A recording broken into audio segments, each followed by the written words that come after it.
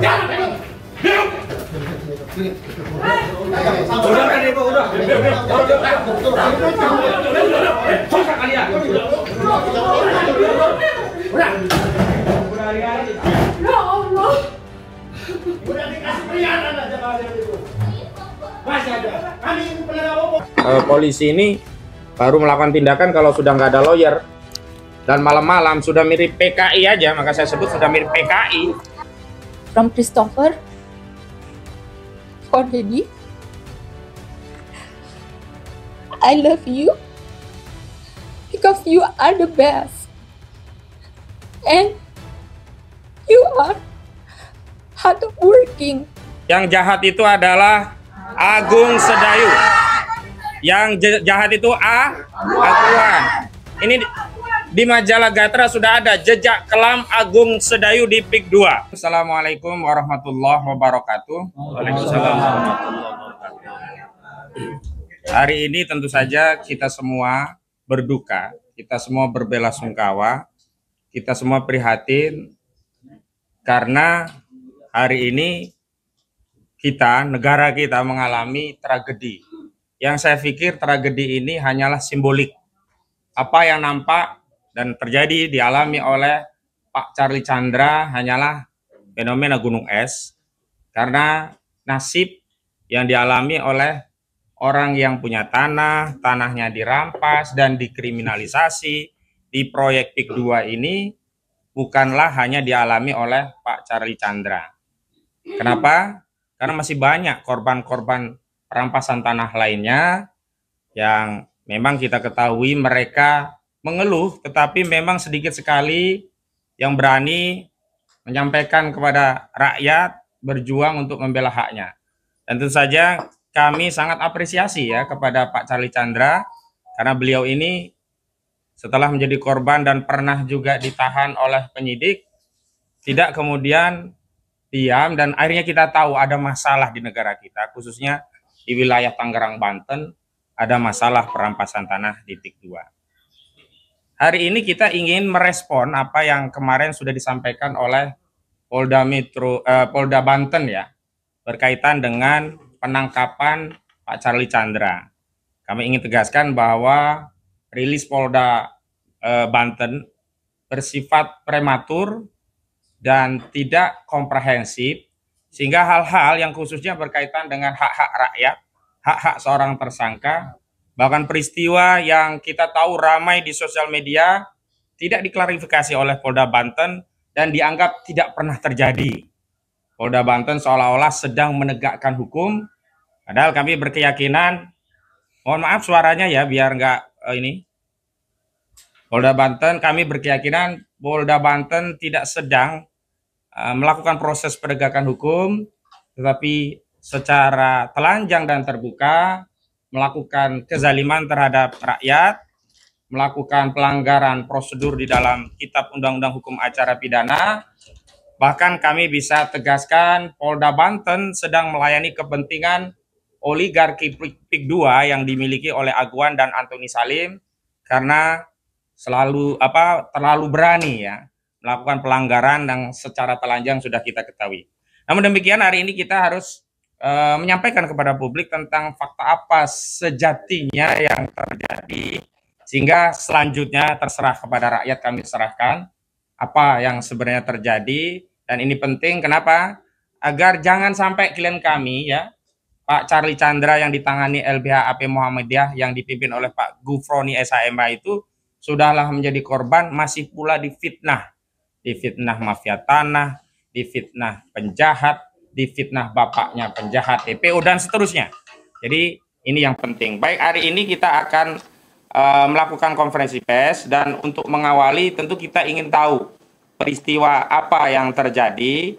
Dan di sini di sebelah kiri saya sudah ada Bapak Gufroni SHMH selaku koordinator dalam penanganan kasus Pak Charlie Chandra. Memang banyak sekali tim PH yang terlibat, tapi beliaulah koordinatornya dari Lembaga Advokasi Publik, Lembaga Bantuan Hukum LBH Muhammadiyah. Kepada Pak Gufroni kami persilahkan. Baik, terima kasih. Assalamualaikum warahmatullahi wabarakatuh. Waalaikumsalam warahmatullahi wabarakatuh. Baik, terima kasih Bang Sinudin yang telah berikan kepada kami untuk menyampaikan kronologis penangkapan klien kami Cari Chandra, bahwa pada tanggal 17 Mei 2025 atau tepatnya hari Sabtu siang, saya memang dihubungi Cari Chandra menginformasikan bahwa ada sejumlah petugas dari Polda Banten yang hendak melakukan penangkapan ya di kediamannya di Golf Residence Kemayoran, Jalan Geria Utama, Pademangan di Jakarta Utara. Dan saat itu juga karena Cari Chandra tidak ada siapapun yang mendampingi, saya kemudian meluncur ke kediamannya. Ya, jadi saya minta agar polisi untuk tidak serta-merta melakukan penangkapan sebelum ada penasihat hukum yang mendampingi. Dalam perjalanannya memang saya juga dihubungi oleh penyidik Polda untuk supaya tidak perlu menunggu saya, kira-kira begitu. Tapi saya bilang nggak bisa, saya harus memastikan bahwa klien kami dalam keadaan baik-baik saja dan tidak boleh ada penangkapan sebelum saya datang. Akhirnya telepon saya matikan waktu itu. Di lokasi kira-kira 1,5 jam ya, karena tempat tinggal saya dengan tempat tinggal Pak Cari cukup jauh. Nah, di sana memang saya bertemu dengan beberapa penyidik ya, ada AKP Yanhendra, ada Aibda Nana Purwana, ada Aibda Nana Ruhyana, dan yang lainnya. Dan memang saya sempat bernegosiasi dulu. Saya ingin memastikan seperti apa peristiwanya. Saya minta diperlihatkan mana surat perintah penangkapannya, mana surat perintah penggeledahannya. Memang ada diperlihatkan waktu itu, kemudian saya meminta izin untuk bertemu Cari Chandra. Jadi saya masuk ke dalam, kemudian ya ketemulah kita di dalam dengan Cari Chandra, saya, Pak Cari dengan istri, kalau tidak salah bertiga. Kemudian saya mendapatkan penjelasan dari Cari Chandra dan tentu kita menyepakati bahwa memang proses penangkapan itu sebetulnya prematur ya. Tidak sebagaimana yang diatur dalam KUHP, karena pada saat itu kami dari tim kuasa hukum sebetulnya sedang menunggu jawaban atau tanggapan dari Polda Banten terkait surat permohonan yang kita layangkan sebelumnya, di mana di dalam surat itu kami meminta agar proses pidana ini untuk sementara dihentikan, mengingat karena tim kuasa hukum Cari Chandra juga sudah mengajukan gugatan perdata secara resmi di Pengadilan Negeri Jakarta Utara. Makanya pada saat Cari Chandra diperiksa di Polda, dalam keterangannya bahwa klien kami tidak bersedia untuk diperiksa sebelum ada jawaban dari Polda yang mengabulkan atau menanggapi surat yang kita layangkan. Namun ternyata tiba-tiba di hari yang Sabtu itu ternyata sudah banyak anggota kepolisian yang kurang lebih mungkin 20 orang yang tiba-tiba berusaha untuk melakukan penangkapan. Memang telah terjadi negosiasi yang cukup alot dan panjang dan sebagaimana kita ketahui bahwa itu juga prosesnya sampai malam. Sabtu malam, dan juga penyidik juga tidak berhasil untuk melakukan penangkapan sehingga mereka menemui kita untuk kita akan tarik diri. Saya masih ingat kata-katanya. Jadi kita penyidik akan tarik diri untuk tidak melakukan penangkapan, dan saya minta saya ya selaku kuasa hukum untuk menjamin bahwa Cari Chandra akan datang dalam panggilan nanti.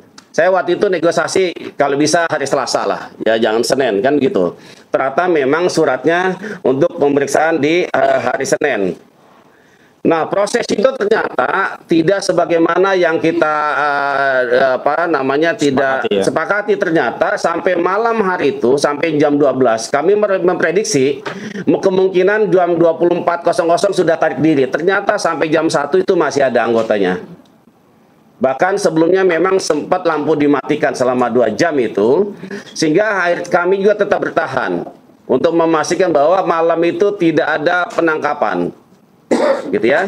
Kemudian keesok harinya ada intimidasi yang sebetulnya ini tidak sesuai dengan kesepakatan yang tadi malam. Ternyata mereka masih berupaya agar Cari Chandra bisa untuk ditangkap dengan modus misalnya ada dari tim kesehatan yang datang, gitu ya, untuk diperiksa. Ini kan kami melihat bahwa ini ada modus agar Cari keluar langsung dibawa. Tapi ternyata Cari Chandra tetap bersikukuh kan gitu, kita akan nanti memberi panggilan dan seterusnya. Dan yang mengagetkan buat kami ternyata tindakan polisi itu sudah berlebihan. Kalau di hari pertama hari Sabtu itu sampai malam masih bisa tuh akses keluar masuk orang. Masih bisa misalnya memesan makanan. Tapi di hari selanjutnya di hari Minggu itu sudah tidak boleh lagi pesan makanan, dilarang. Kemudian tamu-tamu juga tidak boleh lagi masuk ke dalam. Bahkan sampai masih ada menggedor pintu rumah, kemudian bahkan ada kondisi di mana ada orang tua istri Cari Chandra yang berusia 82 tahun dalam kondisi fisiknya yang sangat tergantung pada peralatan medis karena kan waktu itu dimatikan lampunya 2 jam. 2 jam listrik. Oke. Kemudian pada hari Senin tanggal 19 pukul 10.00 tim penasihat hukum Cari Chandra mengirimkan surat pemberitahuan ketidakhadiran ke Polda Banten. Ya. Yang ditujukan kepada Ditreskrimum Polda Banten, UP AKP Yan Hendra SAMH. Jadi Senin itu pagi Pak Bang Kosidudin telah mengirimkan surat untuk bahwa pada hari Senin klien kami tidak bersedia untuk diperiksa karena tidak sesuai dengan KUHAP. Karena dalam ketentuan pemanggilan itu setidak-tidaknya adalah minimal 3 hari. Jadi bayangkan suratnya itu hari Minggu ya. Minggu kemudian untuk diperiksa di hari Senin. Jadi sangat waktunya sangat sedikit sekali. Kemudian Senin tanggal 19 2025 sekitar pukul 18 ya, jam 18.45 kebetulan kami ada di Polres Jakarta Utara. Kami ditelepon oleh saudara Cari Chandra bahwa ini sudah akan ada upaya paksa gitu loh, dengan cara mulai untuk merusak pintu. Dan diberitakan bahwa sebelumnya sudah ada banyak anggota-anggota polisi, ini sesuatu yang di luar dugaan. Jadi benar saja bahwa pada sekitar pukul 18.45 itu petugas Polda Banten memaksa masuk rumah Cari Chandra dengan mendobrak pintu dan jendela rumah. Jadi awalnya jendela dulu dia masuk salah satu, kemudian pintu luar itu dibuka, kemudian pintu dalam juga dijebol, ditendang dengan sepatu sehingga saat itu Cari Chandra yang memang posisinya sedang berada di depan pintu yang itu kemudian langsung dibawa oleh anggota dari Polda Banten yang hanya bercelana pendek dan berkaus dan tidak mau menunggu tim penasihat hukum yang untuk mendampingi. Jadi kami datang waktu itu Cari Chandra sudah dibawa oleh Polda Banten. Ya. Jadi kami sempat mendokumentasikan waktu itu di lantai 2 ya sebagai barang bukti untuk sewaktu-waktu kita gunakan bahwa telah terjadi pengerusakan yang dilakukan oleh penyidik Polda Banten dengan cara merusak pintu dan jendela rumah. Pada malam hari itu juga sekitar pukul 8 malam atau itu, kemudian kami meluncur ke Polda Banten malam hari itu juga, ya. Dan sampai di sana memang sudah ada penjagaan yang cukup ketat. Bahkan saya lihat di gerbang itu ada beberapa petugas polisi yang berseragam dan dengan memakai senjata yang cukup lengkap. Bahkan di dalam itu saya lihat ada apel malam. Saya tidak tahu apakah malam itu ada apel. Ada pasukan Brimob yang sedang apel di depan masjid di dalam Polda Banten. Kemudian kami memang diberikan masuk. Jadi kami 7 orang, kemudian kami tim PH 3 orang masuk ke dalam. Ketemulah kami dengan Direktur Kriminal Umum, Kasubdit, Wakil Direktur dan penyidik-penyidik yang lain. Tetapi malam itu Cari Chandra sama sekali kita tidak bisa bertemu. Kami berupaya kepada direktur agar kami bisa bertemu dengan Cari Chandra untuk memastikan kondisinya. Apakah beliau baik-baik saja? Apakah ada bekas-bekas penganiayaan dan seterusnya? Tapi selalu dikatakan bahwa kita harus taat SOP. Tidak bisa kemudian ini Cari Chandra untuk bisa bertemu dengan penasihat hukum sekalipun. Jadi harus ada ada jadwal kunjungan, kira-kira begitu. Dan jadwal kunjungannya adalah hari Kamis, ya. Sehingga hal itulah kemudian kami juga tidak bisa bertemu Cari Chandra malam itu, dan kami memang diperlihatkan ada BAP tebal bahwa katakanlah ini berkasnya sudah lengkap P21 gitu ya. Bahkan diperlihatkan juga surat dari Kejaksaan Tinggi Banten yang menyatakan bahwa perkara ini sudah P21, maka ini sudah harus segera dilimpahkan. Jadi itu yang bisa kami sampaikan pada Senin malam. Kemudian hari Selasanya kita sudah mendengar bahwa Polda Banten melaksanakan press conference, ya, dengan menghadirkan saudara Cari Chandra dengan menggunakan pakaian tahanan dan dalam keadaan diborgol. Jadi ada beberapa hal pernyataan dari Direktur Kriminal Umum yang sebetulnya itu juga sepenggal-sepenggal. Karena mereka bilang bahwa apa yang terjadi narasi di luar itu sepenggal-sepenggal.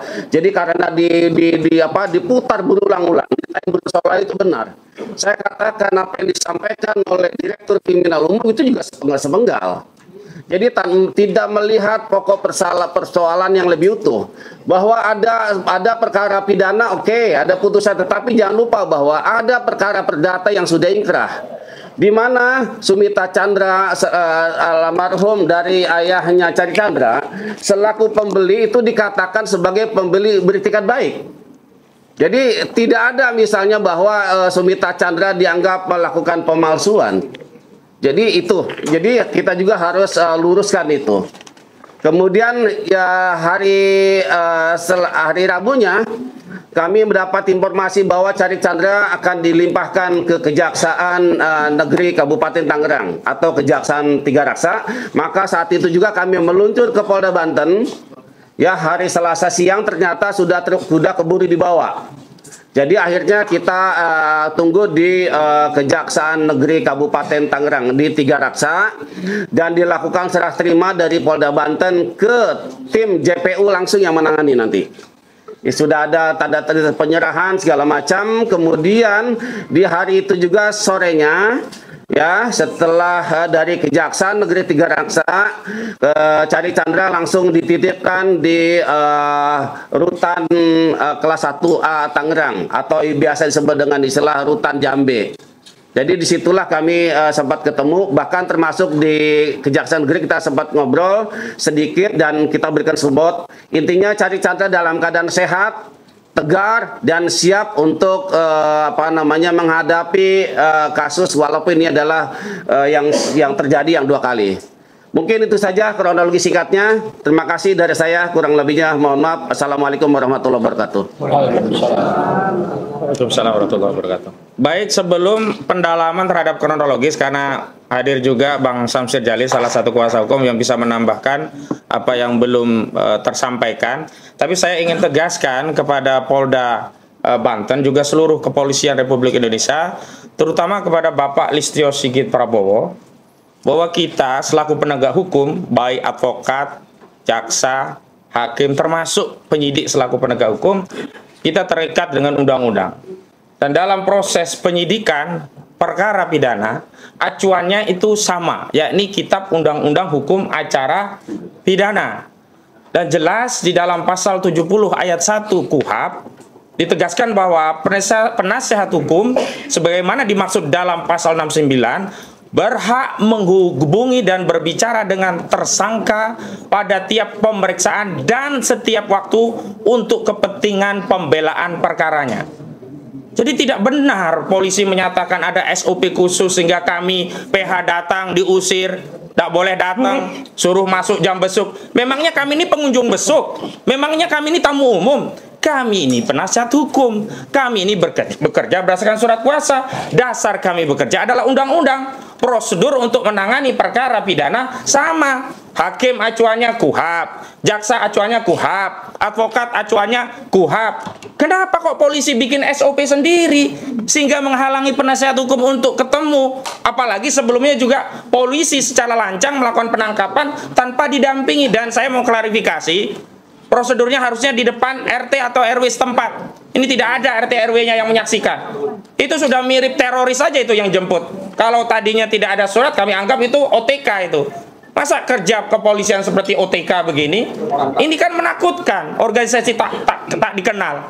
Kalau kami misalnya diperlakukan seperti itu, kan ini sebuah kezaliman. Bukan kalau faktanya memang diperlakukan seperti itu. Jadi saya tegaskan, yang dizalimi bukan hanya Charlie Chandra, termasuk kami tim penasihat hukum.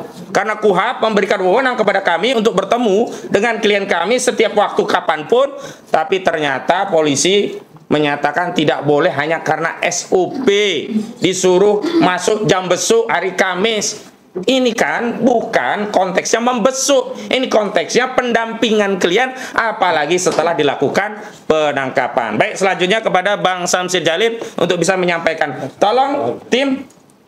Ya, selamat datang Pak Samsul Jalal, nanti juga bisa menambahkan fakta karena saat itu juga sudah ada Pak Samsul Jalal, tetap saja tindakan biadab dari Polda Banten, tidak tahu malu tetap saja melakukan pemaksaan tanpa mengikuti prosedur KUHP. Dan mohon maaf, saya ingin tambahkan satu hal.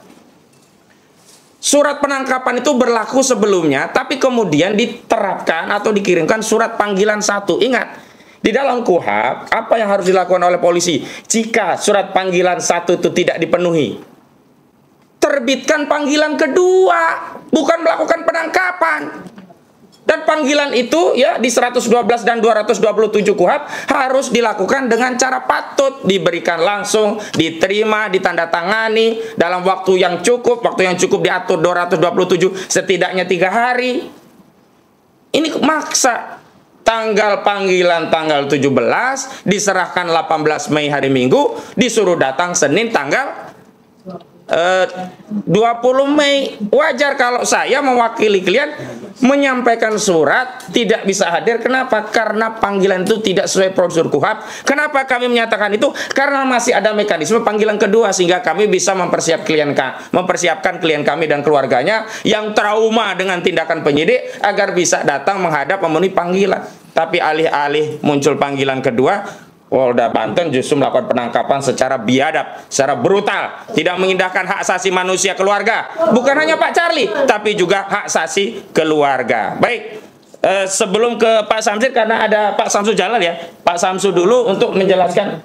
Pak Charlie dulu, baik. Bukan, kalau gitu Pak Samsir dulu untuk menceritakan tambahannya. Tolong tim untuk digeser.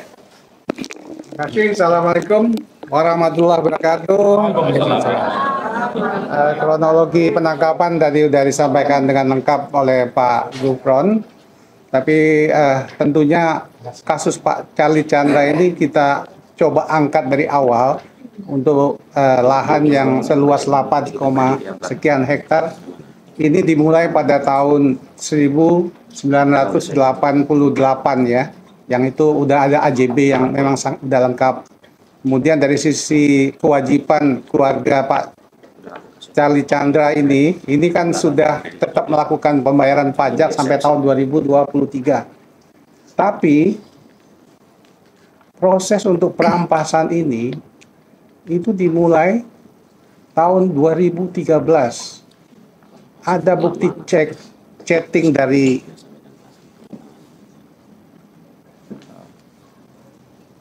yang namanya Ali Hanafi Dijaya, itu dari PIK 2 itu menghubungi Bapak Sumita Chandra tahun 2013 untuk proses, ya kalau kita bacakan di sini kan karena dia pemilik lahan mengenai tanah di Desa Lemo yang masuk dalam SK kami. Nah ini kan tentu di tahun 2013 ini yang tanah yang dari 1988 sampai 2013, 25 tahun dikuasai penuh dan dimanfaatkan secara penuh oleh Pak Sumita Chandra, orang tua dari Pak Charlie Chandra ini setelah 25 tahun mulai ada keinginan untuk mengambil alih. Ini komunikasinya ada dalam chat antara Ali Hanafi Wijaya dengan Pak Sumita Chandra. Kemudian proses inilah berlanjut sampai kemudian Pak Sumita Chandra ini meninggal tahun 2015 di Australia. Kemudian dari sinilah kemudian berangkat masalah perkara kasusnya Pak Charlie Chandra ini, sampai kemudian kami tanggal 17 Mei kemarin sebagai penasihat hukum ini dibuat kaget, sangat kaget. Karena tanggal 29 April kita masih ke Polda Banten itu untuk memenuhi panggilan. Yang di sana kita sudah ada kesepakatan untuk melakukan melakukan seperti yang disampaikan Pak Gufron tadi. Kita menunggu jawaban. Sehingga pada tanggal 19 kemarin itu kita sebenarnya menunggu untuk mendapat jawaban. Tapi yang kita dapati adalah kami dihubungi, saya mula-mula Pak Gufron, untuk penangkapan Pak Charlie Chandra. Jadi ini merupakan ya tadinya ya sifatnya ya tentunya yang saya sampaikan tadi 2013 ada proses perdata ya untuk pembelian lahan. Kemudian dengan tipisnya aja menjadi pidana dan penangkapan. Jadi saya betul-betul sampai hari ini juga saya shock. Karena malam itu saya sampai tengah malam juga ada di lapangan. Saya juga melihat rumah itu lampunya dimatikan 2 jam. Lampunya dimatikan 2 jam. Tadi disampaikan ada orang tua dari Pak Charlie itu yang memerlukan penanganan medis. Itu darurat pada waktu itu. Jadi setelah itu ya seperti yang disampaikan Pak Gufron tadi, penyidik juga menghubungi kami, lampu sudah kami hidupkan. Jadi memang ada hal-hal yang memang dia ngakui dia yang dia ngaku kami lampu sudah kami hidupkan, kami akan keluar. Jadi untuk itu seperti yang disampaikan Pak Gufron, dia akan memberikan surat untuk panggilan. Jadi itu yang bisa saya lengkapi dari proses penangkapan kemarin. Jadi berdasar kebijakan proses jual beli yang dengan itikat baik sampai kemudian dikriminalisasi dengan tipis aja. Dari sini kami sebagai penasihat hukum yang sangat selalu mendampingi, selalu Pak Charlie Chandra ini begitu kooperatif, dipanggil datang. Selalu datang, tepat waktu. Tapi kok tiba-tiba ya proses penangkapan. Ini yang dapat saya sampaikan, menambah yang sudah sampaikan Pak Gufron tadi. Terima kasih. Assalamualaikum warahmatullahi wabarakatuh. Waalaikumsalam warahmatullahi wabarakatuh. Baik, sebelum ke Pak Samsudjalal, ini ada istri dari Pak Charlie Chandra. Beliau nanti akan menjelaskan apa yang dialami dan perasaan keluarga karena ada tindakan brutal dari Polda Banten. Ada Bu Elis Charlie Chandra di sini hadir bersama kita. Kepada Ibu dimohonkan untuk bisa bercerita, Bu, apa yang Ibu alami saat terjadi peristiwa itu. Tim, tolong ada yang petugas penggesernya ya, biar Bang Basit ya. Oke. Silakan Ibu Elis. Ya. Selamat siang semuanya. Agak didekatkan mic yang situnya. Nah, itu. Silakan. Ya, selamat siang semuanya. Saya istri Charlie Chandra, Elis. Saya di sini pertama aku ingin berterima kasih untuk kepercayaan semuanya, publik masyarakat kepada Charlie Chandra. Terima kasih sudah mempercayai Charlie Chandra. Ini merupakan dukungan moral yang sangat besar buat Charlie, buat saya dan keluarga. Ya, pada saat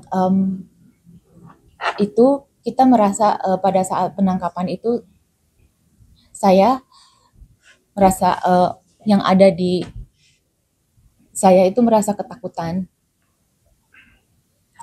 Kenapa tiba-tiba nggak ada kabar, nggak ada apa-apa, tiba-tiba udah ada penangkapan. Dan pada saat itu karena kita sendiri dan Pak Charlie, kita minta supaya mereka tunggu pengacara kita datang. Ya, dan hal itu berlanjut sampai malam, sampai minggunya juga, ya, sampai mereka di sana sampai hari Senin. Apa yang Pas terjadi hari pada saat malam itu, apa benar lampu di dalam rumah itu iya, dimatikan? ada dimatiin. Iya, Itu memang nggak ada listrik sama sekali ya? Tentunya nggak kan ada, nggak ada. sementara Jadi orang tua jadi benar-benar gelap, benar-benar gelap. Sampai besok hari Minggunya juga masih kita maksudnya sampai besok paginya kirain polisinya udah pulang ya, tapi ternyata masih belum, masih ada di luar dan orangnya banyak gitu, banyak dan apa orang ada nggak bisa masuk. berusaha juga untuk memanggil atau apa, mengetok pintu? Iya, mengetok pintu, terus bel terus, Bel terus. ya, terus waktu pada saat itu dia ini kasih surat pemanggilan pertama pada paginya. Sempat juga terhalangi ya, ada pesanan makanan segala macam. Iya, karena mereka apabila ada orang yang mau masuk, mereka pengen ikut, maksudnya mau masuk gitu, kayak mau ikut masuk. Gitu ya? Terus yang Jadi 82 tahun itu siapa, Bu? Itu mama saya. Mama saya kondisinya emang dia udah sakit lama. Dia sakit penyakit orang tua Parkinson. Jadi kalau misalnya dia dia perlu oksigen. Kalau oksigennya lagi turun, dia perlu itu. Jadi di rumah kita selalu ada tersedia tabung oksigennya, selalu ada. Dan makanan itu datang selama dari hari Minggunya, hari Sabtunya kan kita nggak ada masalah makan, masih oke. Nah hari Minggunya itu nah kita agak kesusahan keluar masuknya. Jadi kalau misalnya kayak ada orang yang mau datang juga nggak dikasih gitu. Terus ada kalau misalnya kita sendiri juga takut mau pesen Gojek karena nggak berani keluar gitu. Jadi akhirnya hari Minggu kita semua di rumah, dan hari Seninnya kita sempat berpikir ini anak-anak gimana ya, mau sekolah nggak gitu. Maksudnya gimana cara keluarnya gitu kan. Biar nggak khawatir mereka masuk gitu ya. Iya, sempat kepikir apa anak-anak mau diliburkan dulu hari Seninnya. Tapi pagi itu ya Pak Kozin datang, akhirnya anak-anak bisa sekolah dan anak-anak hari Senin sekolah. Hari Senin kita beraktivitas seperti biasa. Nah hari aparat masih di depan, tapi mereka udah nggak berani deket-deket, maksudnya jadi kita keluar masuk bisa hari Seninnya. Jadi hari Senin anak-anak keluar masuk sekolah, terus les sore. Nah pas sorenya jam 6 saya sama anak-anak pulang dari pulang les. Nah dari sana aku lihat mereka banyak sekali orangnya yang berkumpul. Nah pas itu saya di mobil dengan anak-anak, dan mereka datang menghampiri mobil saya dengan mengetok jendela supaya aku turun gitu. Tapi karena ada anak-anak, aku nggak mau turun karena aku nggak mau hal begini itu kelihatan anak-anak saya. Jadi udah di depan rumah. Wah, mereka udah di depan rumah. Sampai dengan mobil itu di depan rumah. Iya, mereka di depan rumah. Iya. Untuk memaksa suruh supaya aku turun, memanggil saya turun gitu ya. Nah, tapi karena ini aku pikir ini aku nggak mau anak-anak lihat, akhirnya aku putar mobil ini titipin anak saya ke tetangga. Baik, harapannya Bu terhadap kasus yang dialami suami Ibu apa kepada masyarakat, kepada Pak Polisi dan lain-lain? Saya berharap masyarakat publik tetap mendukung Charlie Chandra, tetap mempercayai Charlie Chandra bahwa dia ada di pihak yang benar. Dia bukan orang jahat, dia bukan maling tanah, begitu juga papanya. Suami saya orang yang baik. Dia tidak melakukan hal-hal begitu. Saya mohon supaya keadilan bisa kita dapati, nama baik bisa kita dapat kembali. Dan sekarang suami saya udah ditahan. Saya mohon masyarakat bisa mengikuti dan mengawal terus kasus ini sampai ke persidangan, agar di persidangan hakim jaksa bisa bersikap netral dalam kasus ini. Saya, anak-anak sangat merindukan suami saya, papanya. Anak saya setiap malam mencari papanya, selalu menanyakan dedinya ada di mana. Saya bilang dedinya lagi kerja di luar. Ditanya terus berapa lama pulangnya,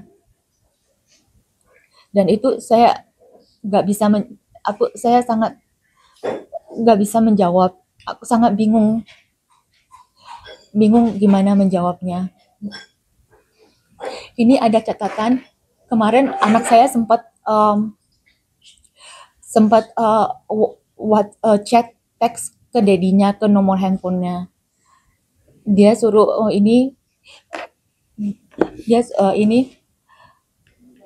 dia minta ayahnya segera pulang. Dia tanya ayahnya ada di mana. Dan ini dia ada tulisan buat dedinya. From Christopher for Daddy. I love you because you are the best. And you are hardworking. Ini sangat menyakitkan sekali buat kita, buat saya.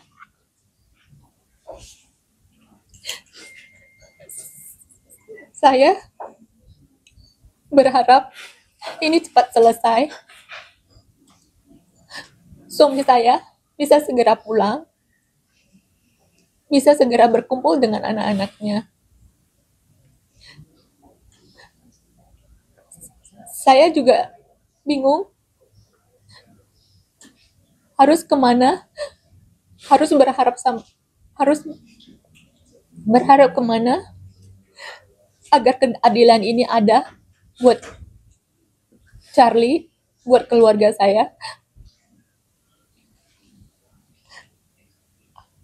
Aku mohon doanya agar kasus ini bisa cepat selesai dan Charlie bisa dapat keadilan dan mendapatkan kembali nama baik Charlie dan buat papanya Sumita Chandra. Terima kasih. Baik, terima kasih Bu Elis. Terima kasih Bu Elis. Kita semua tentu prihatin. Dan mohon maaf nih, saya pun jadi terbawa emosi. Ya, karena setiap kita kan bagian dari sebuah keluarga. Ketika kita mendengar seorang anak menanyakan tentang kondisi ayahnya dan dengan kepolosannya menyatakan ayahnya adalah seorang pekerja keras dan selalu mencintai ayahnya, kita sebagai ayah tentu terbayang bagaimana kalau kondisi itu terjadi pada kita, dan kita juga sebagai ayah tentu juga punya keinginan agar bisa membersamai anak-anak kita. Baik Bu Elis yang sabar, mudah-mudahan Pak Hakim, Pak Jaksa mendengar keluhan ini sehingga bisa membantu, setidaknya bagi Pak Jaksa membantu memberikan penangguhan, Pak Hakim bisa memberi vonis yang membebaskan. Karena sekali lagi Charlie Chandra itu adalah korban. Yang jahat itu adalah Agung Sedayu. Yang jahat itu Aguan.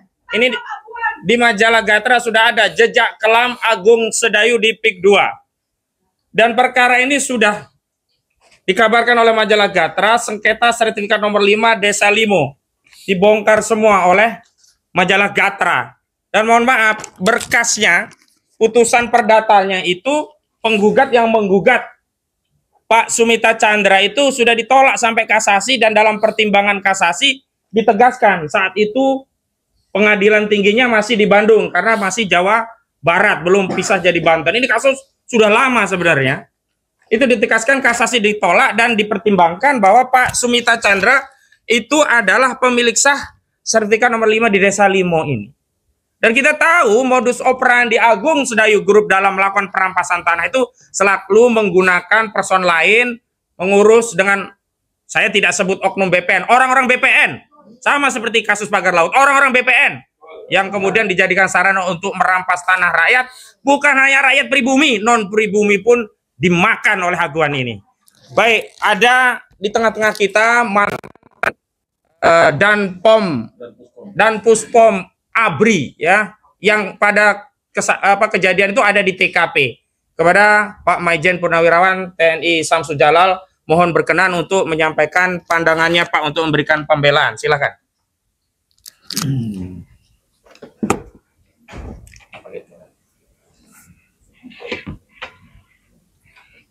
Gak apa-apa, ini anu aja. Ini. Bismillahirrahmanirrahim. Assalamualaikum warahmatullahi wabarakatuh. Waalaikumsalam warahmatullahi wabarakatuh. Saya berterima kasih sekali hadir pada sore yang berbahagia ini bersama kawan saya pengetahuan juga, Pak saya Didu. Alhamdulillah. Terus terang saja, kami ini purnawirawan ya, nggak ada apa-apanya. Kami sebagai orang yang beriman ya, hanya amal ma'ruf nahi mungkar. Sampai sama polisi saya bilang, kalian ini apa sih? Kalian polisi rakyat atau polisi aguan? Saya bilang gitu. Ada apa? Saya bilang, Bu ya yang sopan. Ini rumahnya dikepung kayak gitu kan. Alhamdulillah juga banyak juga anggota-anggota polisi militer yang hadir pada waktu itu. Ya, mereka juga loyal, solidar. Wah, ini ada Samsu Jalal nih, ada apa? Nah, mereka hadir. Jadi untuk dalam Puspom nggak usah khawatir karena anggota yang hadir juga bukan apa-apa. Hanya ada Samsu Jalal, itu aja. Jadi saya ini terpanggil. Karena apa? Itu saya bilang, kita ini apa? Amar ma'ruf nahi mungkar. Nggak ada lain lagi.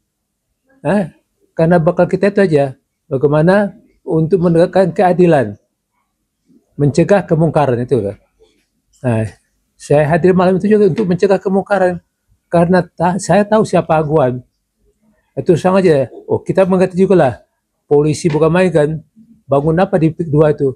Di Pantai Indah Kapuk itu. Bangun posko Brimob sana kan. Diresmikan oleh Kapolri gitu kan. Astagfirullah, saya nggak tahu lah. Makanya negeri kita ini apa sih? Negeri kita yang berkeadilan kan. Di dada kami ini Sumpah Prajurit Sabta Marga masih menempel nih kan. Jadi kalau ada yang mungkar itu enggak wajib, kewajiban kita untuk mencegahnya gitu ya. Kita yang mau menegakkan yang baik. Kalau itu baik, oke. Itu amal perbuatan kita. Karena kita mencari bakal aja untuk bakal kita nanti di hari belakangan nih, hari depan nanti. Itu aja. Jadi saya terima kasih kepada Ibu Chandra juga, Ibu Charlie, ya masih mentalnya masih kuat walaupun anaknya juga menanyakan mana papa, mana ayah. Ya. Tapi insya Allah ya, Tuhan akan memberikan keberkahan dan memberikan dukungan moral ya supaya tetap tabah. Karena percayalah, yang kalau kita orang Jawa bilang Tuhan itu tidak pernah sare kan. Allah itu juga pernah tidur. Dia pasti mendengarkan dan mengawasi mana yang baik, mana yang tidak baik. Insya Allah itu Pak Charlie itu berbuat baik kan. karena dia mempertahankan hak dia kan itu. Hanya si Aguan yang bisa merampok dengan ahli nafiah itu, saya tahu kok. Saya tahu Aguan juga, saya tahu ahli nafiah. Saya pernah juga memperjuangkan tanah di mana namanya itu di sana juga. Itu juga tanah orang dibeli, ditawar serendah-rendahnya, kalau nggak dipaksa, nah, dikerjain oleh polisi.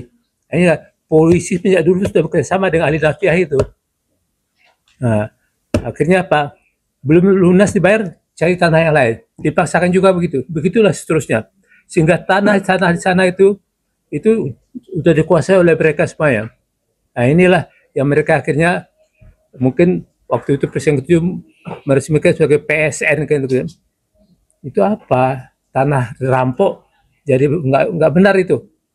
Jadi makanya saya terus terang aja dengan para penolak hanya itu aja. Amal ma'ruf nahi mungkar. Gak ada lagi. Kita juga mengharapkan dukungan. Dan tadi saya dengar mahasiswa sudah siap memberikan ultimatum sama DPR juga. Tanggal 7 Juli bilangnya kami akan turun, akan menduduki DPR.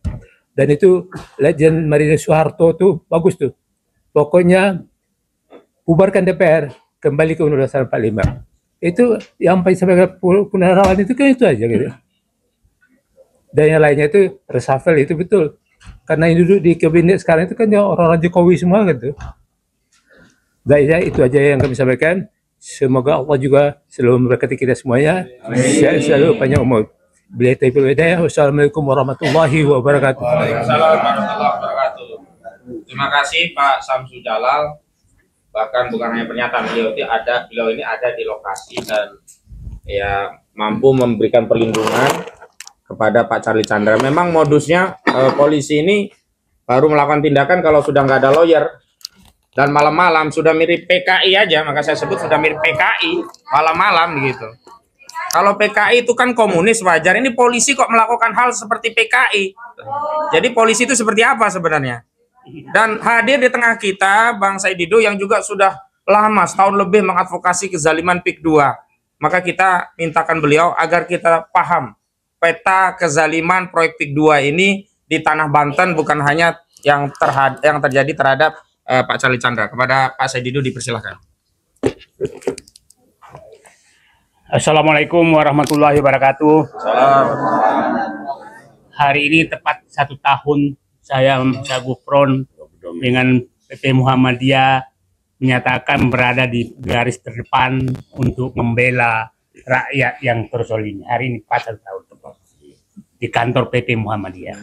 Jadi saya pikir hanya jalan Allah aja yang menuntun. Bagi saya, Charlie Chandra adalah pahlawan. Karena dari sekian puluh orang yang kena kasus seperti Charlie Chandra, itu tidak ada yang berani masang badan. 3 hari sebelum Charlie Chandra ditangkap, dia bawa toko besar, etnis Chinese juga, dan orang kaya, jauh lebih kaya dari Charlie Chandra, yang tanahnya sedang digusur, dan kita mau bela.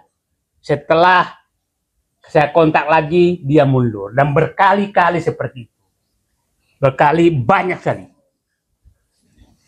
Tetangga saya etnis Chinese juga, supaya orang paham bahwa ini bukan masalah etnis.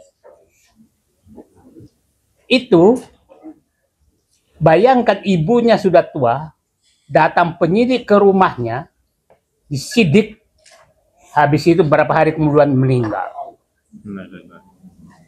Polisi datang dengan etnis tertentu, tahulah, etnis timur. Nah, jadi intimidasi seperti ini berlanjut terus. Jadi saya ingin menyatakan penangkapan Charlie Chandra itu adalah proklamasi dari PIK 2 menyatakan aku masih kuat dan kalian nggak bisa lawan saya. Itu proklamasi. Itu proklamasi bagi mereka. Jadi jangan anggap ini kasus sederhana. Ini kasus pesan PIK 2. Hai aparat, lakukan yang aku minta sekarang. Saya pikir perintah itu datang dari Aguan dan dilaksanakan.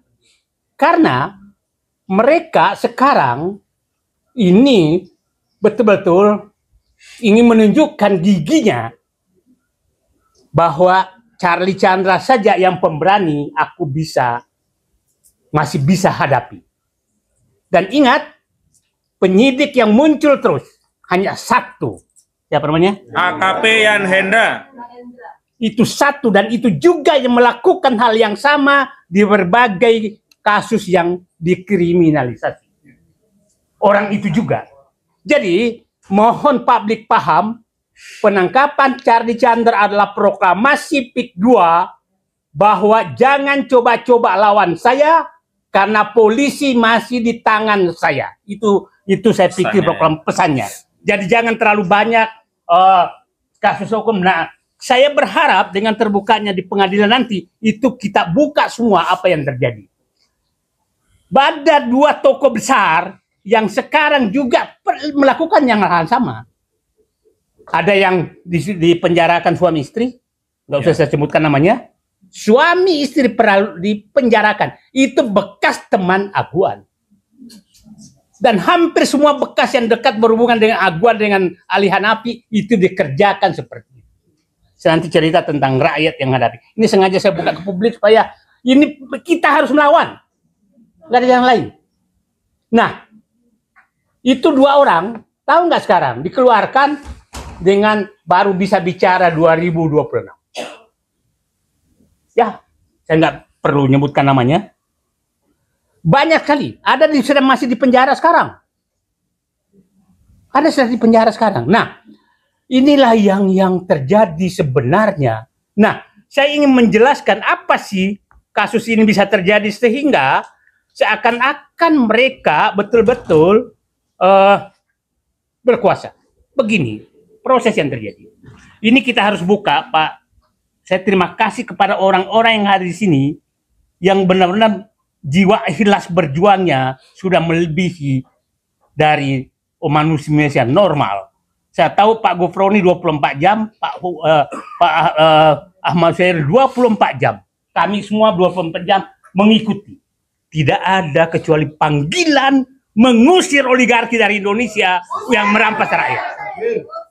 Tidak ada jalan lain. Nah, begini. Jadi kepada seluruh kenapa sih mereka bisa melakukan? Ini sebenarnya kasus PIK 2 itu dimulai dari RUTEW dan RUTR 2011 yang ditetapkan oleh Gubernur dan Bupati Tangerang. Kita tahu siapa Bupati Tangerang saat itu? Yang turun-temurun itu. Ahmad Jati. Oke? Nah, bekerja sama dengan PIK 2. Sehingga apa yang terjadi? Diberikanlah izin prinsip kepada PIK 2, kepada wilayah itu. Nah, seakan-akan wilayah setelah dapat izin prinsip loh, bukan izin pembebasan loh, bahwa apabila Anda mau membangun boleh, itu biasa. Tapi dibalik kepada seluruh aparat itu seakan-akan wilayah itu sudah pengakuan milik dia. Itulah kata-kata Ali Hanafi kepada siapa? Sumita Sumita Chandra menyatakan, tanahmu masuk peta kami. Dan itu dilakukan ke semua orang yang punya tanah. Ternyata termasuk tanah Said Didu menyatakan masuk peta kami. Masuk peta kami kan kurang ajar. Seakan-akan tanah itu sudah miliknya. Nah, dengan masuk peta itu, maka seakan-akan terserah. Nah, setelah masuk peta, izin prinsip, maka semua data tanah yang ada di situ ada di tangan PIK 2. Kerjasama dengan kepala desa, BPN, semua ada di tanah. Bayangkan, tanah saya yang ada di sana, saya sendiri nggak tahu luasnya. Dia tahu luasnya. Bayangkan saya kan bilang, tanah saya ada sekitar 9 hektar. Di Rut Agung Sayu menyatakan tanah saya itu cuma 9 hektar. Hebat kan? Di Rut PIK 2 tahu tanahnya saya itu. Pemilik nomor 10. Saya itu sendiri nggak tahu tanahnya berapa.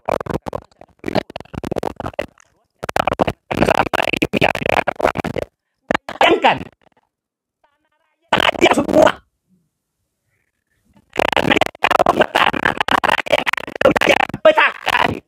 tadi, maka dia bisa merekayasa semua kasus-kasus yang ada di sekitar daerah tersebut.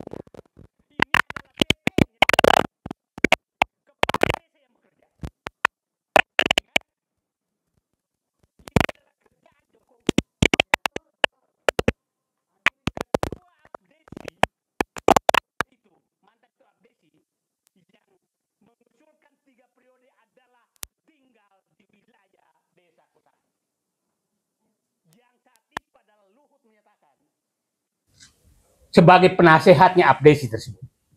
Jadi ini politik sangat besar sehingga kepala desa digerakkan untuk meneruskan kerjaan Jokowi. Setelah itu Jokowi memberikan PSN kepada PIK 2. Jadi ini bukan pekerjaan sebenarnya, ini adalah perampasan negara secara sistematis lewat Joko Widodo bersama Aguan, bersama Abdesi. Gantung Jokowi. Nah, jadi kita harus membacanya secara bahwa ini adalah politik yang sangat besar. Nah, saya lanjut. Setelah pengusaha menjadi penguasa lahan tersebut, maka semua data tanah itu dipegang oleh dia.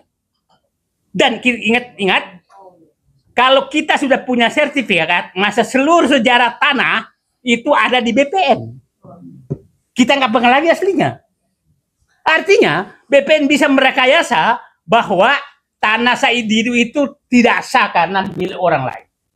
Dan itu yang terjadi semua di wilayah Banten. Raja-raja dilakukan seperti itu. Bayangkan cuma raja nggak berani bicara. Tahu-tahu namanya berubah. Tahu-tahu namanya berubah. Nah, karena itu kekuasaan BPN. Jadi menurut saya, nah itulah yang terjadi. Yang terjadi Charlie Chandra juga seperti itu. Dan kasus lain seperti itu. Anda bisa bayangkan. Tetangga satu lagi saya. Banyak sekali kasus yang saya pahami. Bayangkan. Tanahnya sekitar 20 hektar. Sepakat 5 hektar dijual. Oke? Dengan harga yang pas. Tahu-tahu datang panggilan polisi bahwa yang 15 hektar bermasalah.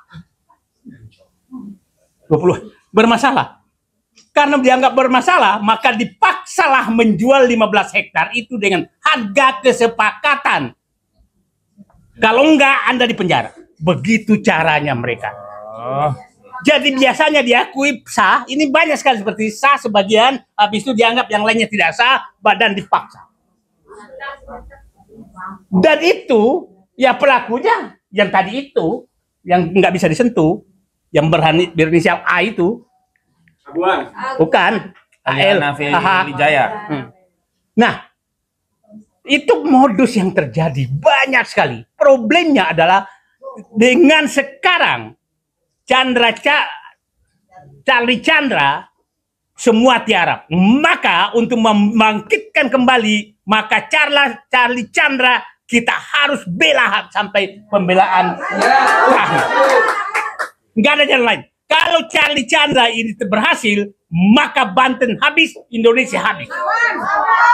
Seluruh modus ini dilakukan di seluruh Indonesia karena pelakunya adalah, mohon maaf, itu adalah aparat desa dan seluruh aparat BPN, aparat hukum itu melakukan hal yang sama di Morowali, di Makassar, di Surabaya, apalagi di Kalimantan, di Maluku, di Papua, itu terjadi semua. Jadi sebenarnya bangsa ini sedang dirampas oleh mereka. PIK 2 adalah puncak gunung es yang terjadi sekarang.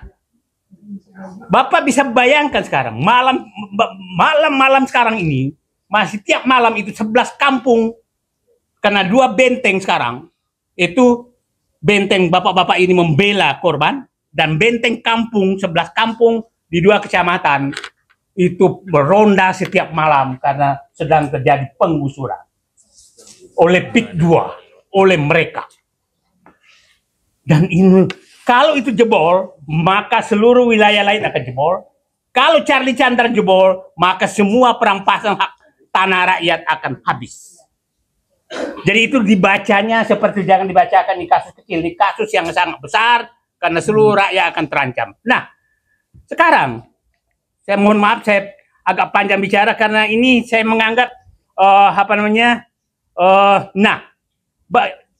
bagaimana cara mereka merampas tanah rakyat? Ada 8 cara yang mereka lakukan. Nanti saya bicara, mohon izin lagi tadi bicara tentang bagaimana merampas aset negara.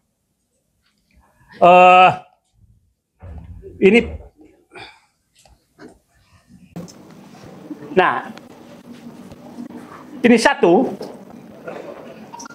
8 modus pengambilan paksa oleh PIK 2. Satu, dipaksa jual saat di rumah sakit, diatur oleh oknum aparat, notaris, dan pengembang. Datang ke rumah sakit. Tidak sedikit orang yang sedang sakit itu dilakukan hal yang sama, termasuk Pak Fuad, ini kan dibikin isu seakan-akan melarikan diri, padahal belum tersangka. Kok melarikan diri? Dan kita tahu pengacara yang dapat karpet merah terus sejak zaman Jokowi, kita tahu siapa dia. Dia laporkan semut pun, maka semut itu juga ditangkap. Iya, betul. Ya, jangankan orang, semut aja ditangkap. Semut dilaporin bisa ditangkap. Dia. Dan itu tidak lebih dari 24 jam semua ditangkap. Jadi jangan ada bisa membantah bahwa aparat pernah dibawa kendali aguan. Karena pengacara PIK 2 laporkan semut pun semutnya ditangkap. Itu betapa arogannya mereka. Nanti nggak usah lah, ulama apalagi. Oke, yang kedua, dipaksa jual di kantor aparat dengan ancaman bahwa surat tanahnya palsu dan tumpang tindih. Ini modus kedua, dan ini terjadi. Yang ketiga, dipaksa jual tanah dengan bahwa surat tanahnya palsu atau tumpang tindih. Itu yang kedua. Yang ketiga, dipaksa jual di penjara atau di tahanan dengan alasan pemalsuan surat. Ini terjadi Charlie Chandra. Ini kan negosiasi bahwa udahlah, akui aja, jual aja. Jadi bayangkan, nah ini kasus pertama yang ingkrah sekarang, supaya publik paham. Bukan kasus kedua. Nah, dipaksa, kan lucu. Ini perlu publik paham. Di Banten, siapapun berperkara tanah yang menang adalah aguan.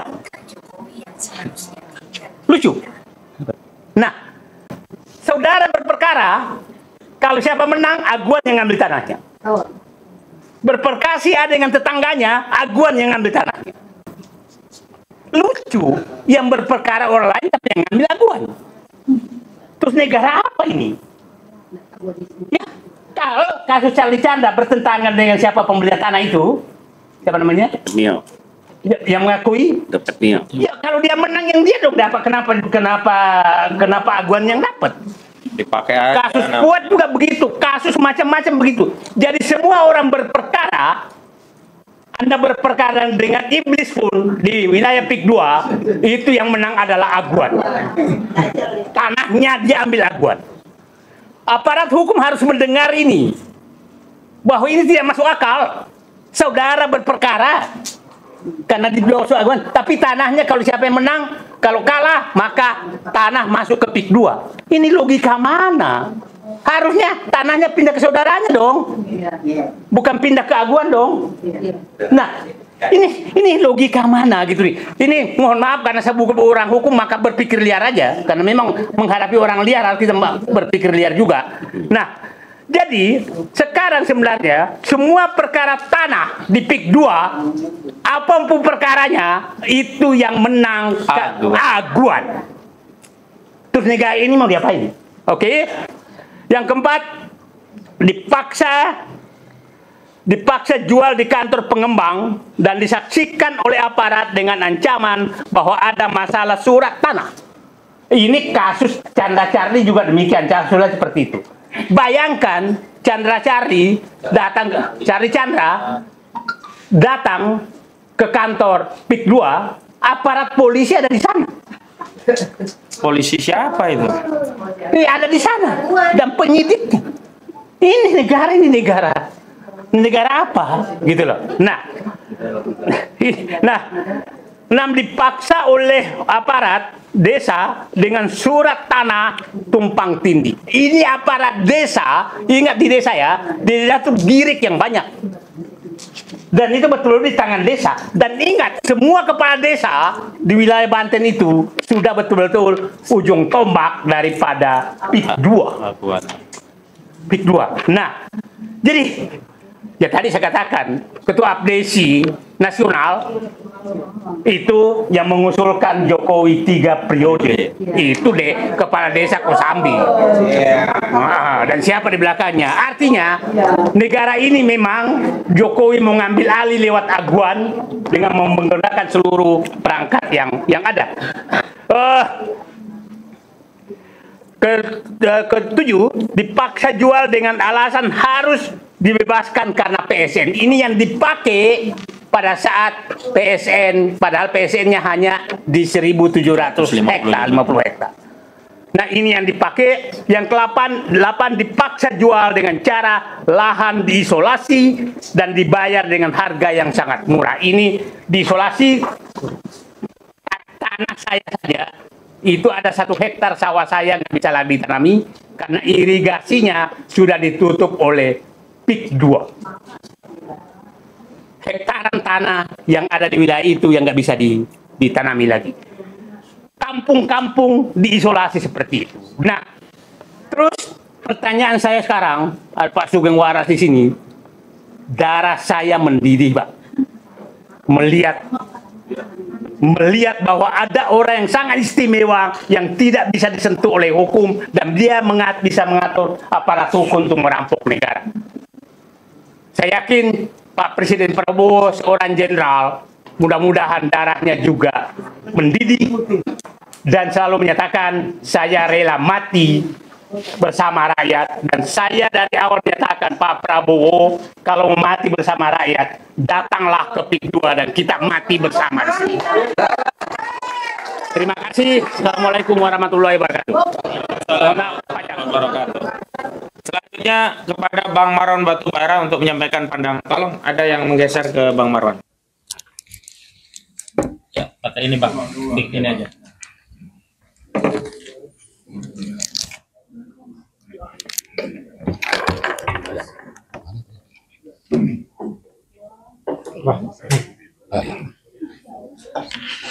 Bismillahirrahmanirrahim. Ini ya, oh ya. Ya, terima kasih Mas Ahmad. Assalamualaikum warahmatullahi wabarakatuh. Ada beberapa hal yang ingin saya sampaikan. Pertama, tentu saja kita ingin mengucapkan rasa keprihatinan yang mendalam atas musibah yang dialami oleh sahabat kita, yaitu Pak Charlie Chandra, termasuk juga sekaligus memberikan apresiasi yang tinggi atas keberanian beliau bersikap seperti tadi sudah disebut Pak Said, ada puluhan orang yang mengalami hal yang sama, tapi justru hanya beliaulah yang berani untuk bersikap. Bersikap untuk apa? Bersikap untuk melawan kezoliman, untuk mempertahankan hak. Jadi ada faktor bahwa haknya dizolimi.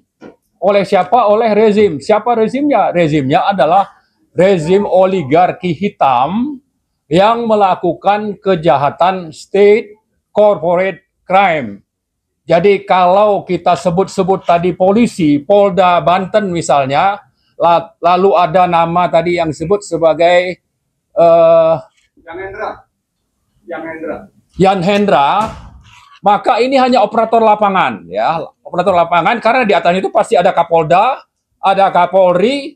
Kapolri kalau dulu bosnya itu adalah Joko Widodo, ya, Joko Widodo. Jadi kalau kita lihat siapa sebetulnya pelaku state corporate crime ini, maka kita urutlah dari atas sampai ke bawah, sampai ke polisi yang hanya jadi kacung-kacung gitu. Ini yang sedang kita hadapi. Kemudian yang kedua, perlu kita ingatkan bahwa di bawah rezim oligarki itu yang namanya hukum, keadilan, hak asasi manusia itu sudah diinjak-injak, ya, sehingga seperti apapun kita berusaha, kalau memang mereka merasa bahwa pendekatan otoritarisme, kemudian pendekatan politik kekuasaan, lalu dukungan dana yang sangat kuat dari oligarki, maka semuanya akan bisa dikalahkan. Nah, karena itu saya kira kita harus bangkit. Bangkitnya seperti apa? Ya, rakyat harus melawan seperti yang sudah ditunjukkan oleh Pak Charlie Chandra. Karena itulah mari kita siap-siap untuk bergabung bersama, ya, kita akan menunjukkan perlawanan kepada rezim oligarki hitam ini yang melakukan pendekatan politik kekuasaan secara otoriter menggunakan uang dan juga aparat negara agar ini bisa berhenti seperti yang disebutkan Pak Said Didu tadi. Nah, bagaimana supaya bisa berhenti? Maka kita mengingatkan, selain tadi mengajar rakyat, kita mengingatkan pertama itu adalah DPR, ya. DPR ini memang pimpinan partainya bisa saja menikmati banyak kenikmatan logistik dari aguan. Maka kita ingin menyadarkan mereka bahwa kezoliman ini sudah di depan mata dan mengancam kelangsungan NKRI, mengancam kelangsungan eksistensi dari NKRI, karena yang akan berdaulat itu adalah negara PIK 2 misalnya, atau negara PIK 1, atau di mana saja oligarki hitam itu punya lahan atau kekuasaan, maka di sana mereka lah yang berkuasa. Bukan lagi negara Kesatuan Republik Indonesia atau rakyat yang berdaulat, tetapi adalah oligarki hitam pelaku state corporate crime. Jadi pertama tadi ke DPR, kemudian kepada Pak Prabowo yang dulu sudah bersumpah, ya, ingin untuk menghilangkan adanya negara dalam negara. Faktanya, meskipun presiden sudah berganti lebih dari 6 bulan, mereka merasa aman. Kenapa? Karena tidak ada upaya yang serius dari Pak Prabowo dan menteri-menterinya untuk menghentikan kejahatan mereka ini. Tidak ada upaya yang serius. Yang dilakukan pamer sandiwara cabut pagar laut, yang diproses hanya kepala desa 1 orang, lalu belakangan dilepaskan. Sama juga yang dilakukan oleh ketua ATR BPN yang namanya Nusron, menyebutkan ada perampasan hutan lindung, tapi belakangan tidak jelas rimbanya ini sudah sampai kemana. Padahal itu adalah aset negara yang tidak jelas bagaimana ini transaksinya dengan aguan, dengan PIK 2. Nah, karena itu kita ingin menuntut ke Pak Prabowo, janganlah terus omon-omon, sementara kejahatan state corporate crime ini masih terus berlangsung di depan mata, dan ini akan mengancam kelangsungan hidup bangsa Indonesia.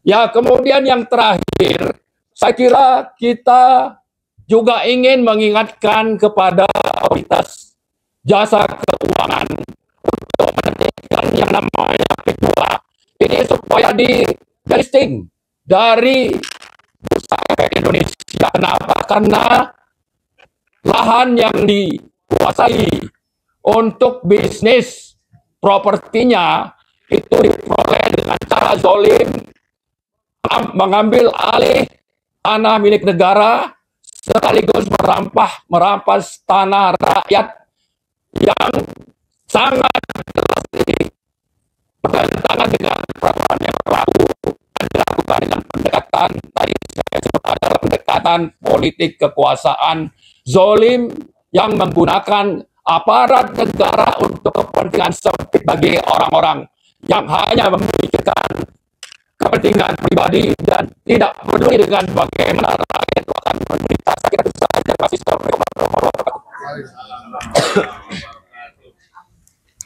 Baik, tolong dibantu Ya, selanjutnya Pak Sugeng Waras untuk bisa menyampaikan dukungannya untuk Pak Charlie Chandra. Silakan Pak Sugeng. Beliau Ketua Forum Purnawirawan Pejuang Indonesia (FPPI). Ya, silakan. Assalamualaikum warahmatullahi wabarakatuh. Waalaikumsalam warahmatullahi wabarakatuh. Para sahabatku, saya fokus kepada menanggapi sehingga kita punya pemikiran, pandangan terhadap kasus kriminalisasi terhadap saudara kita Chandra. Namun izinkan sebelumnya saya membuka latar belakang atau hal-hal yang membuat kita lebih yakin terhadap perjuangan kita. Karena saya sadar bahwa di sekitar kita sekarang ini ada kawan-kawan pejuang, juga ada kawan-kawan medsos yang kita sama-sama bisa membesarkan, bisa meluaskan apa yang kita rencanakan dan apa yang akan kita lakukan ke depan menghadapi masalah seperti ini. Saudara-saudara, kita nggak usah berkecil hati. Kita berada pada pihak yang benar. Kenapa saya katakan begitu? Negara kita itu negara hukum, bukan negara kekuasaan. Artinya kalau negara hukum mengedepankan hukum, mengutamakan hukum. Tetapi kalau negara kekuasaan mengutamakan kekuasaannya. Ya contohnya seperti peristiwa kriminalisasi waktu penangkapan saudara kita Charlie Chandra. Negara yang mengutamakan hukum pasti yakin, kita ingat, sumber hukum yang tertinggi kita adalah Undang-Undang Dasar 1945. Ini saya singgung agar menambah keyakinan kita bahwa perjuangan kita pada perjuangan yang benar. Bukan andal apa asal-asalan.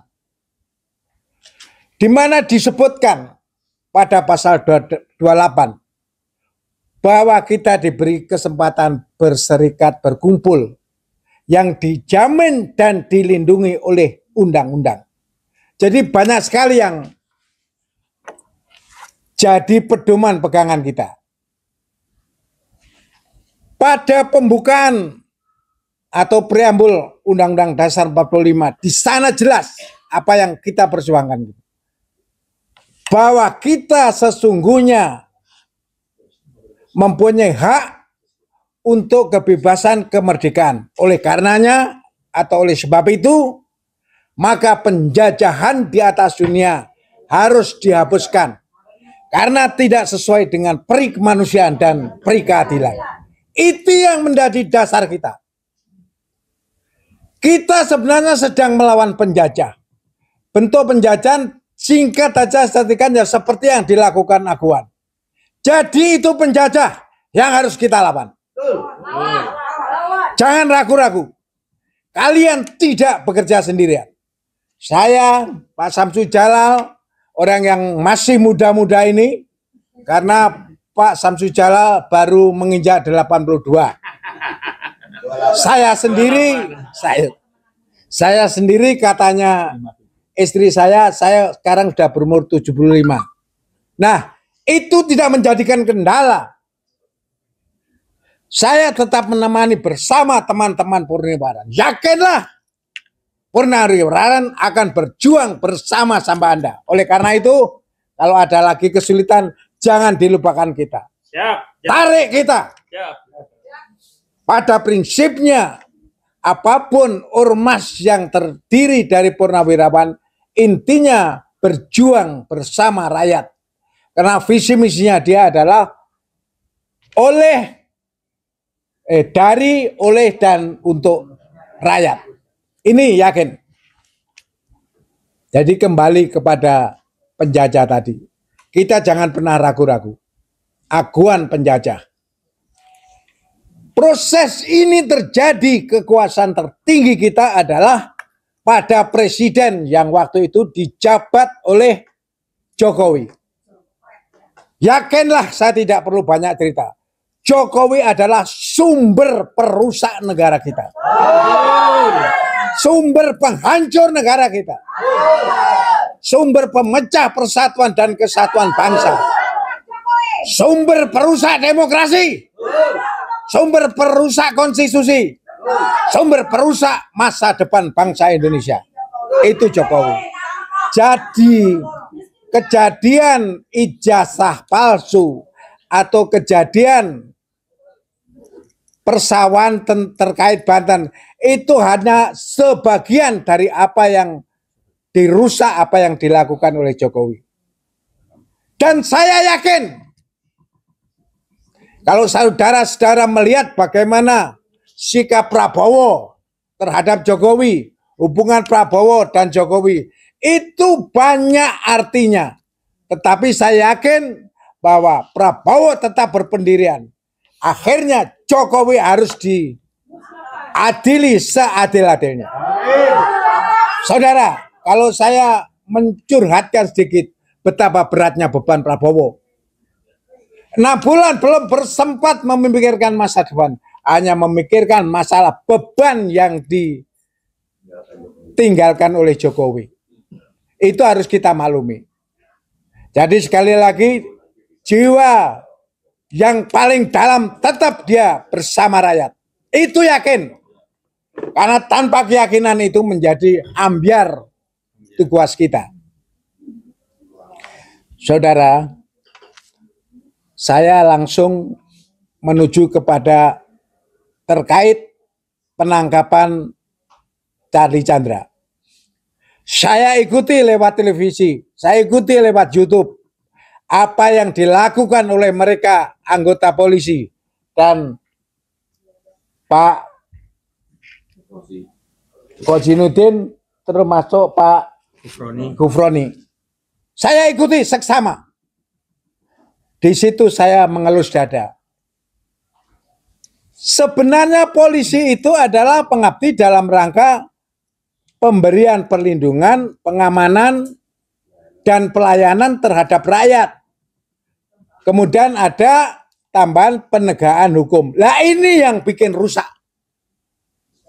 Karena buktinya polisi tidak bisa melakukan berpedoman pada konstitusi yang ada. Seperti disinggung oleh Saudara Kojinuddin. Kita itu punya konstitusi masing-masing. Polisi berdasarkan landasannya. Hakim, pengacara, advokat, jaksa, termasuk militer, semua ada kendalinya masing-masing. Tetapi seperti kita ketahui apa yang dilakukan polisi, tidak perlu saya ulang-ulang, itu adalah bentuk semacam bentuk penjahat. Brutal. Tidak memberi hak-hak yang harus dimiliki oleh rakyat. Makanya waktu itu Pak Kojinuddin sudah sering menyampaikan, peganglah. Namanya prosedur atau protap atau SOP, adanya pemanggilan pertama, ada kedua dan ketiga. Jadi tidak ada pemanggilan pertama langsung ditangkap, dikriminalisasi semacam itu. Oleh karena saya sebagai purnawirawan mengingatkan kepada teman-teman saya polisi. Marilah kita berani mengoreksi diri. Itu salah. Tapi jangan salah. Bahwa polisi tetap ada, TNI tetap ada, maka sinerginitas ini kalau kita dengan baik, dengan tujuan baik, dengan cara yang baik, akan menjadi baik negara kita. Tetapi teman-teman polisi harus akui, banyak masalah-masalah, banyak peristiwa-peristiwa di mana-mana. Apakah di Kalimantan Timur, apakah di Sumatera Utara, apakah di Surabaya, termasuk di Jawa Barat ini. Oleh karena terakhir saya mengharapkan, memohon kepada Bapak Prabowo. Pak Prabowo, Bapak harus tegas dan cepat. Kita rakyat banyak yang mengeluh, banyak menderita. Jangan hanya senyum-senyum saja. Tidak. Bapak harus turun tangan. atasi polisimu. Kalau memang polisi berasal dari kepalanya, copot kepalanya. Masih banyak orang yang baik, orang yang lebih baik daripada ini. Karena pada dasarnya semua peristiwa yang terjadi di negara kita adalah menjadi beban, menjadi tanggung jawab Bapak sebagai kepala negara. Maju mundur negara tergantung Bapak. Cepat selesai tidaknya perkara tergantung Bapak. Makanya sering saya katakan, kebetulan Bapak ada hubungan dengan presiden kita yang terdahulu, Pak Soeharto. Kalau waktu itu Pak Soeharto berhasil menumbangkan PKI, kita semua rakyat mengharap, insya Allah Bapak Prabowo berhasil menumbangkan oligarki. Oligarki, ada oligarki kuning dan hitam. Banyak sekali menteri-menteri Bapak ini yang harus disingkirkan. Saya tidak ragu-ragu. Jadi apa yang disampaikan 8 tuntutan dari Purnawan itu tidak main-main. Itu serius. Mohon Bapak tanggapi dengan serius. Jadi sekali lagi, pemajulan terhadap Gibran bukan kita karena emosional, tetapi karena kita rasional. Kita berpikir tentang proses dan hasil pemilu tanpa mengurangi rasa hormat, tanpa mengurangi Bapak. Kita tetap menuntut Gibran harus dimakzulkan. Demikian sekali lagi saya simpulkan tentang kriminalisasi terhadap saudara kita Chandra. Polisi harus berjiwa besar, mau mengoreksi diri. Sekian, assalamualaikum warahmatullahi wabarakatuh. Waalaikumsalam warahmatullahi wabarakatuh. Baik, terima kasih Pak Kolonel Purnawirawan Sugeng Waras, dan insya Allah beliau selalu waras, ya, karena beliau Sugeng Waras, insya Allah. Yang tidak waras itu hari ini adalah polisi kita, aparat kita, termasuk pejabat-pejabat kita yang tidak peduli dengan penderitaan rakyat. Hari ini PIK 2 sudah menderita sebegitu rupa, tapi seolah-olah tidak ada negara hadir di tengah-tengah kita. Tidak ada aparat yang mau peduli, pejabat yang mau peduli, sampai presiden pun tidak berkata sepatah kata pun untuk membela rakyatnya yang dulu memilih dirinya, yang melegitimasi dia sebagai penguasa. Selanjutnya ada dari UI Watch, silakan Pak Heru. Oke, berdiri saja Pak Heru. Oke. Ya. Bismillahirrahmanirrahim. Assalamualaikum warahmatullahi wabarakatuh. Salam. Pada hari ini kita semua sedang mengkritisi sikap, langkah, dan tindakan dari Polri yang benar-benar membuat kita prihatin dan malu sekali. Betul? Kenapa? Karena kalau kita lihat mereka punya slogan yang namanya presisi. Ya, itu presisi apa itu namanya? Gombal semuanya. Karena di situ mereka bilang mereka akan berkeadilan, tapi faktanya mereka melakukan hal yang di luar dan melanggar slogan. Artinya di sini dari pihak Polri sendiri juga harus introspeksi dan Propam juga harus melihat seperti ini. Apakah kalian membiarkan saja, dan Kapolri juga harus, kalau memang Kapolri benar maka dia harus sadar. Tapi kalau tidak benar maka kita betul seperti Pak Sugeng tadi, kita ingatkan Presiden agar segera mengganti Kapolri. Demikian, terima kasih. Wassalamualaikum warahmatullahi wabarakatuh. Waalaikumsalam warahmatullahi wabarakatuh. Baik, walaupun negara seperti tidak hadir, tapi alhamdulillah kami bersyukur telah hadir di tengah kita Pak Gufroni yang memang secara resmi mewakili dari LBHAP Muhammadiyah, satu-satunya ormas yang mengadvokasi kasus PIK 2. Kita beri aplaus kepada Muhammadiyah. Ya. Kita beri doa dan dukungan kepada Persyarikatan Muhammadiyah, mudah-mudahan bisa konsisten di jalur dakwah amar ma'ruf nahi mungkar. Sekali lagi kita berikan tepuk tangan kepada LBHAP Muhammadiyah. Baik.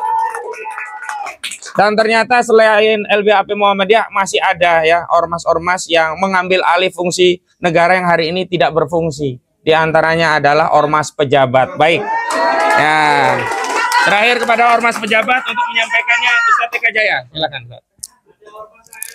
Ya, nanti saya Baik. Assalamualaikum warahmatullahi wabarakatuh.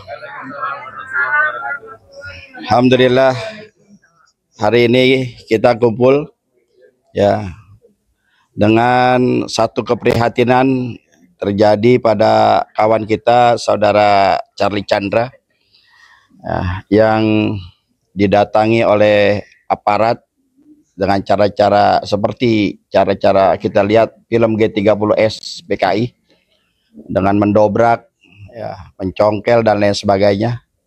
Ini cara-cara yang biadab kalau kita katakan, ya. Sementara prosedur hukumnya sudah jelas, ya. Nah, ini yang dinamakan penegak hukum yang melanggar hukum. Ya, ini yang harus kita lawan. Dan saya sampaikan kepada segenap aktivis, jawara, pendekar, laskar, malu dengan para purnawirawan kita yang turun. Saatnya kita bersatu, saatnya kita kompak lawan oligarki yang begitu jelas ya ingin merampas, merampok dan mengintimidasi daripada rakyatnya sendiri dilindungi oleh pemerintah. Ini sudah sistematis yang dilakukan oleh oknum. Kalau dikatakan oknum sudah bukanlah, BPN sudah jelas menjadi mafia tanah dari dulu. Ya, ditambah lagi dengan aparat-aparat pemerintah, terutama kepolisian yang sangat saat ini mempunyai moto melayani, mengayomi, melindungi. Itu semua bualan neraka. Ya, kalian hanya menjadi polisinya aguan yang hanya berani kepada rakyat dan tidak berani terhadap oligarki. Dan ingat, sampai kapan kalian akan begitu? Ketika kalian pensiun, kalian sudah tidak apa-apa lagi. Ya, AKP Yan Hendra yang sudah jelas-jelas dia melakukan banyak kesalahan-kesalahan tapi tetap dipakai oleh Polda Banten. Pak Suyudi ini sangat luar biasa. Ya, ini Anda punya anak buah ini sudah benar-benar kelewatan batas. Ya, dan juga Pak Kapolri, Listio Sigit ini sudah terlalu lama ya, menjabat dan juga sudah terlalu kekenyangan lah bahasanya begitu. Ya. Ini sudah kekenyangan ya dari zamannya Sambo sampai saat ini ya dia tidak tersentuh, tapi anehnya Presiden Prabowo tidak berani bertindak terhadap Listio Sigit. Ada apa dengan Pak Prabowo?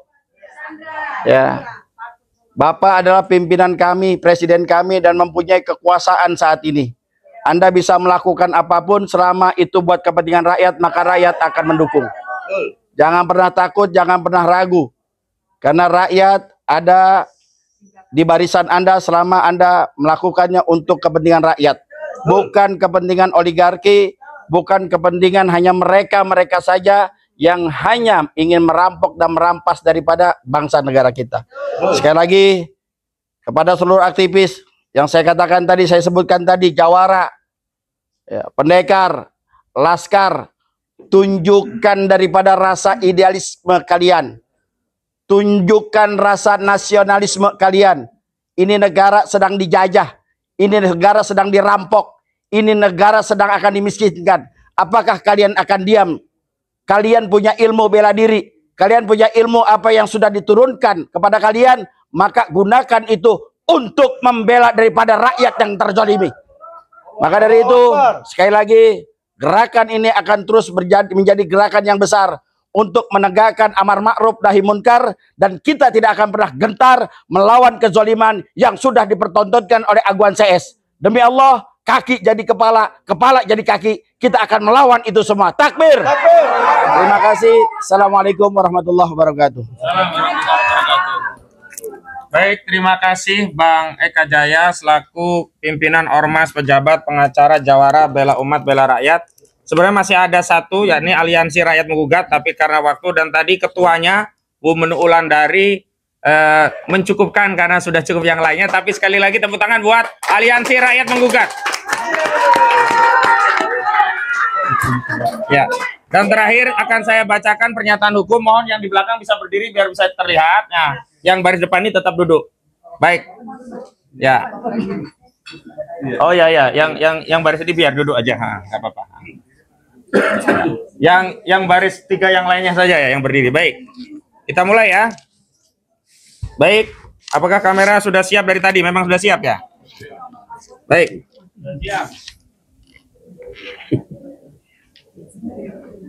Bismillahirrahmanirrahim. Pernyataan hukum. Tolak kriminalisasi Charlie Chandra. Selamatkan rakyat Banten dari kezaliman proyek PIK 2 milik Agwan dan Antoni Salim. Sehubungan dengan adanya upaya paksa berupa penangkapan yang dilakukan secara brutal, melabrak aturan dan melanggar hak asasi Charlie Chandra untuk melayani kepentingan oligarki PIK 2 milik Agwan dan Antoni Salim yang dilakukan oleh petugas Polda Banten pada Senin 19 Mei 2025. Kami tim penasehat hukum Charlie Chandra bersama sejumlah tokoh aktivis purnawirawan dan aktivis lainnya menyampaikan pernyataan hukum sebagai berikut. Pertama, petugas Polda Banten telah melakukan penangkapan secara brutal berupa pengepungan dan intimidasi di kediaman Charlie Chandra hingga malam hari, melarang GrabFood, mengirimkan pesanan ke rumah, menggedor-gedor pintu rumah, menyorot lampu silau ke arah rumah, menaiki tangga balkon untuk berusaha masuk, mematikan listrik hingga 2 jam dengan mengabaikan di dalam rumah ada istri, keluarga, anak-anak kecil yang butuh AC, sejumlah ART, hingga orang tua istri Charlie Chandra yang berusia 82 tahun dalam kondisi fisiknya sangat tergantung pada peralatan medis yang membutuhkan suplai listrik 24 jam, dan puncaknya mendobrak pintu dan jendela rumah, membawa paksa Charlie Chandra yang hanya bercelana pendek dan berkaus tanpa mau menunggu tim penasehat hukum untuk mendampingi. Teriakan histeris istri dan anak-anaknya tidak dihiraukan.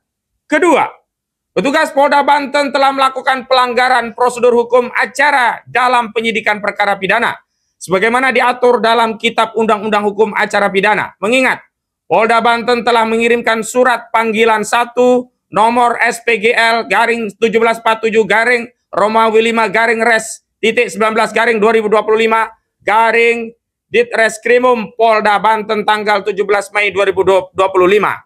Tindakan lanjutan dalam prosedur hukum acara setelah penerbitan surat panggilan 1 adalah menerbitkan surat panggilan 2, bukan malah melakukan penangkapan secara brutal dan melabrak aturan KUHAP. Ketiga, petugas Polda Banten telah melakukan pelanggaran hukum acara dan hak asasi manusia dalam penyidikan perkara pidana, menghalangi penasehat hukum untuk menemui Charlie Chandra saat penangkapan dengan mengabaikan ketentuan pasal 69 KUHAP junto pasal 70 ayat 1 KUHAP, dan mengabaikan hak asasi Charlie Chandra sebagai anak manusia dengan mengabaikan ketentuan pasal 5 ayat 1, pasal 6D, pasal 11 ayat 1, dan pasal 16 ayat 2 Peraturan Kepala Kepolisian Negara Republik Indonesia nomor 8 tahun 2009 tentang implementasi prinsip dan standar hak asasi manusia dalam penyelenggaraan tugas kepolisian negara Republik Indonesia. Keempat, petugas Polda Banten telah bekerja hanya berorientasi untuk melayani kepentingan oligarki PIK 2 milik Agwan dan Antoni Salim. Mengingat pelapor PT Mandiri Bangun Makmur atau Agung Sedayu Group telah menguasai fisik tanah milik Charlie Chandra dan dijadikan kawasan industri properti Pantai Indah Kapuk 2.